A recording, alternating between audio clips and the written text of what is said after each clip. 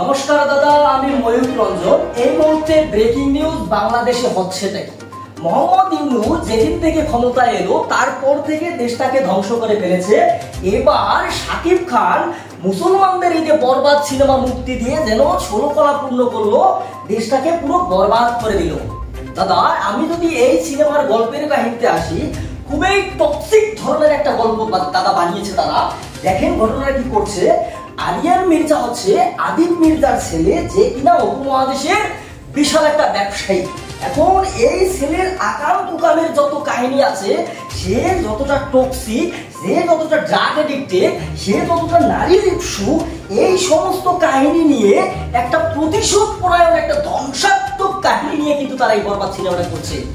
আর কি দেখুন, এইরকম একটা টক্সিক গল্পের কাহিনী বাংলাদেশের মানুষ কতটা পেয়েছে। তারা মাত্র 6 দিনে 24 কোটি টাকা ব্যবসা দিয়েছে এই সিনেমাটাকে।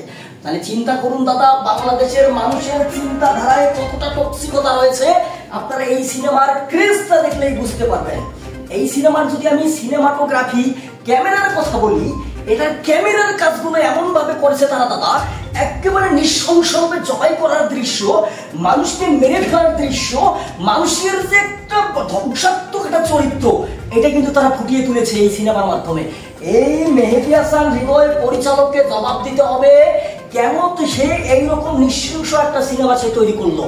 এখন যদি আমি বলি দাদা, এখানকার যে অভিনয়ের কথা যদি আমি বলতে যাই দাদা, এখানে অভিনয়গুলো তারা এমন ভাবে করেছে দাদা, এমন ভাবে করেছে, এটা কি অভিনয় নাকি বাস্তব আপনি না দেখলে বুঝবেন না। মনে হবে আপনার এটা কোনো বাস্তব কিছু করতেছে। আমি অবাক হয়ে যাই। সব থেকে আশ্চর্যকর ঘটনা দাদা আমি যদি বলি, এই যে তারা ভারত থেকে, আমাদের পশ্চিমবঙ্গ থেকে যে 3-4জন যে তারা অভিনেতা নিয়েছে, তাদের চরিত্রটা কি দিয়েছে একটু চিন্তা করে দেখুন।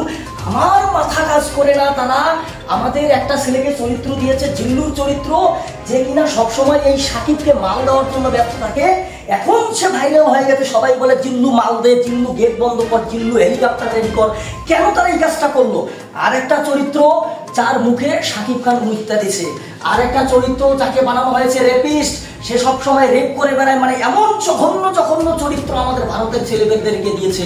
আর একটা মেয়ের চরিত্র তাকে বানানো হয়েছে সরডমাই, বেইমানি, এরকম একটা বাজে চরিত্র তাকে দেওয়া হয়েছে।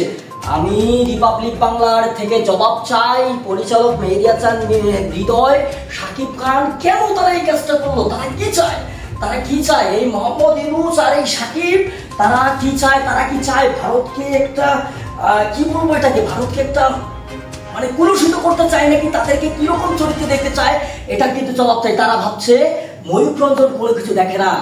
আপনাদেরকে বলে রাখতে চাই, ময়ূর রঞ্জন সবকিছুই দেখে। কারা এই ভিডিওতে লাইক দিতেছে, কারা এই ভিডিওতে কমেন্ট করতেছে, কারা শেয়ার করতেছে, কারা সাবস্ক্রাইব করতেছে, কারা ফলো দিতেছে, সবকিছুই ময়ূর রঞ্জন দেখে।